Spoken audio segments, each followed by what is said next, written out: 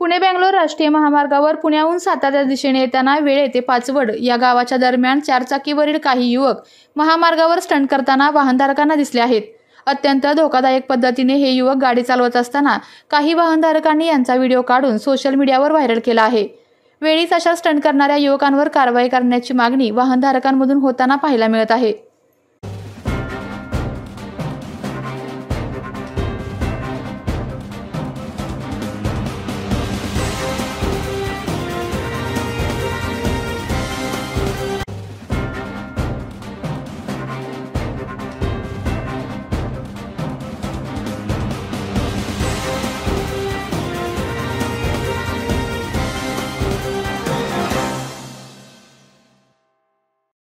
आपल्या तालुक्यातील जिल्ह्यातील बातम्या सर्वप्रथम पाहण्यासाठी आजच सातारा न्यूजला YouTube चॅनलवर सबस्क्राइब करा, लाईक करा, शेअर करा आणि बेल आयकॉन प्रेस करायला विसरू नका।